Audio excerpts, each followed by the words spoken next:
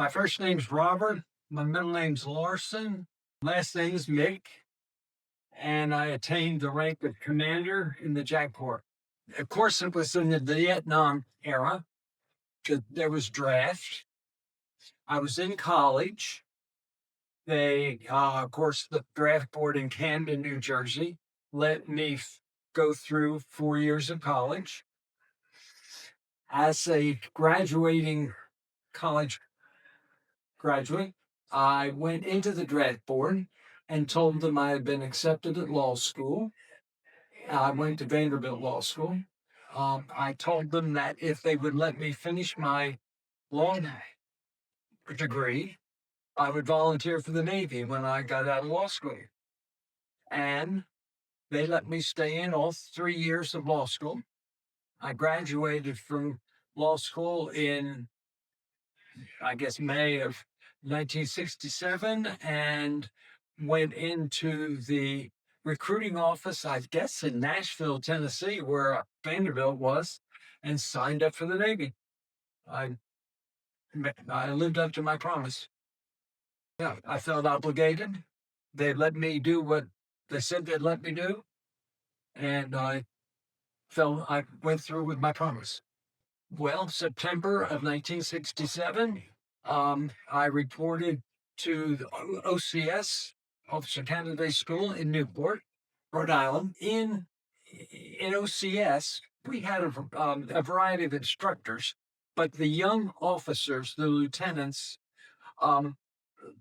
told us that if we really wanted a meaningful naval experience, we would put in our request to be on a small ship. They said, as an ensign on an aircraft carrier, you'll be filling up the Coke machines. On a destroyer, you'll have a meaningful life. And so I put in to be in the destroyer Navy and got DD 709. Graduated from there 4 months later, and in February was commissioned and reported to the USS Purvis. We were home ported in Newport, Rhode Island. I reported on board in February 68. Actually, I reported on board in Boston because the ship was in maintenance up at the Boston Navy Shipyard. So from there, we got out of the Boston Navy Shipyard. We went to Gitmo for a month because we knew that the ship was going to be deployed to Westpac, Vietnam, the coast, Western Pacific. So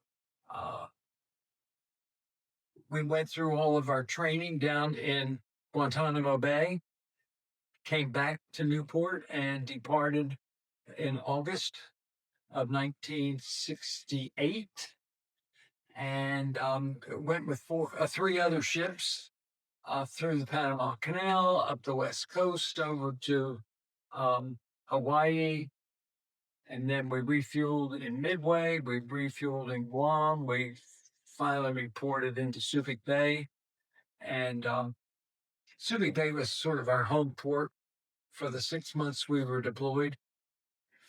We did various chores. The purpose, we did gunfire support off the coast of Vietnam, supporting Marine divisions. We did plane guard off the rear end of an aircraft carrier for a month. 1 month we were supposedly the guard for a communication ship that was behind us. We spent a month going 1 knot back and forth 1 mile as we protected, quote unquote, this high-end communication ship that vectored planes back to their carriers. An aircraft carrier moving at 25 knots is going to be in the same place where the plane took off, because they go back 4 or 5 hours later. So they flew over us. They flew over the communication ship, and the communication ship would tell them where their carrier was going to be when they got there. I was an ensign. I was assistant navigator. I was ship secretary. I was the legal officer, and yeah, also got to be the Protestant lay leader, and that was the charge of the quartermasters. So I was as the assistant navigator, and for a short while on board ship, I was the navigator. There was fighting going on, so we were supporting Marine divisions part of the time, doing gunfire support. In fact, one of the times when we were close to shore, um, I'm not sure what the model of the American ship was, but it had gotten beached. Apparently, it got too close to shore and the waves took it in, and then the tide went out. So we spent hours going back and forth with lines until we got a heavy enough line that we could slowly put enough tension that we pulled this American ship off the beach. So we got a meritorious unit commendation for that effort. Everybody on the ship did. That might have been tide affected too, perhaps. Could have been. But we got that thing off the beach before any military from the other side could board it or do whatever they could do. We were in the last flotilla of 4 ships to raid the North Vietnamese coast before President Johnson put that off limits. My recollection is that he had said that we would not raid the North Vietnamese coast after January the 1st. So 2 cruisers and 2 destroyers made a 50-yard dash to the waters of North Vietnam to try to put out of service an active anti-aircraft gun establishment. And the gist was, of course, the cruisers had a longer range. They had an 8-mile range, and we didn't. So our ships, the two destroyers, would go in at 25 knots, using our forward gun mounts on the target. As soon as they started to return fire, we were ordered to get out. And we did that 2 or 3 times in these circles. And we were led to believe we were effective. We and the cruisers. The cruisers didn't have to do that because they were outside the range of the shore mounts that the Vietnamese had. But our destroyers had a shorter range than they did. So we had to get within the range of their guns in order to shoot. And we had to be out of North Vietnamese waters by January the 1st. The Navy decided to decommission a large number of older ships. And the purpose was. And it turned out that they gave hundreds of officers and enlisted men early outs because they didn't need us. So I got out of active duty a year before my contract was out. I got out in October '69. We already had, I remember being in the ship's office when the messages came in about how many men were going to be discharged from active duty. And they were going to discharge a certain number every month, like July, August, September, October.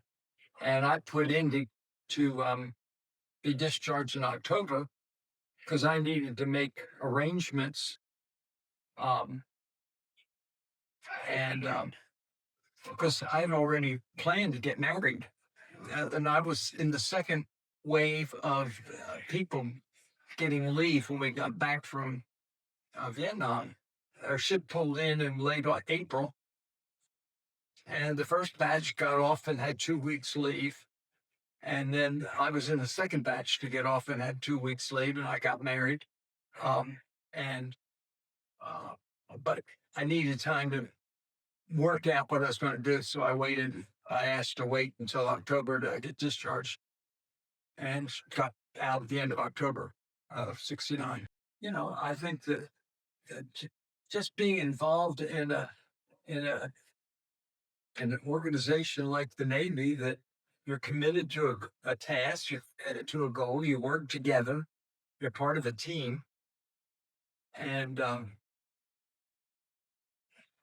think it also builds in people. I was fairly patriotic, but after being in the Navy, you know, yeah, I had a stake in the game, and I guess it added to my patriotism to have served in the Navy.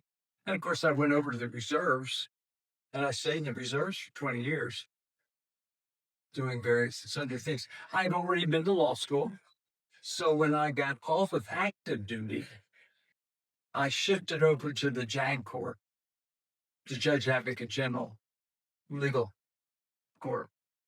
So, uh, reservists in the JAG Court don't get paid. So I only once there was a special unit that got established in the Chattanooga area where there was a paid billet for JAG type, and for a year or so I had a paid billet in the reserves. Everything else was volunteer, and I was happy.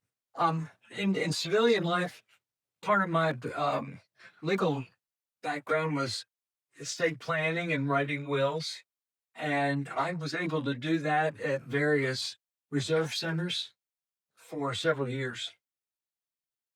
And well, it's been a good life, and I've enjoyed it. I enjoyed doing um, the weekend, the 2 week summer drills that we were able to do in the reserves. I would go to various stations, sometimes write wills, sometimes do other things. Most of the time, write wills. I will say the Navy had a terrible form for standard wills for the men. It just was not good estate plan. And they got upset at me for rewriting the wills for the men in the service. And I wrote it the way I would write for a civilian client. Sure. And I was told by more than one of my cohorts in Jackson, you don't need to be doing that. And I said, yes, we do. We're writing poor wills. And so I wrote the wills that I wanted, and the people that got my wills got a decent estate plan. Wonderful. The others got a form. That's a shame, but that's what it was. Yeah. Well, I was not very conscious of the fact that I was making an impression on my kids. I would dress up in uniform once a month, go to the reserve center, and yet my older boy, who was a Navy SEAL, when he was asked, why did you join the Navy? And he said, well, I grew up in a military family. And we sort of joked because he never saw me in active duty. He wasn't born when I was in active duty, but um, just the going off once a month, seeing his dad go off once a month in uniform, made an impression. Well, I'm proud of him. All three of my boys are service people. He was a Navy SEAL. My middle boy's a retired Army man, and my youngest son is a retired Marine. Unbelievable. So we were just counted up. We have 70 years of joint military service in our family.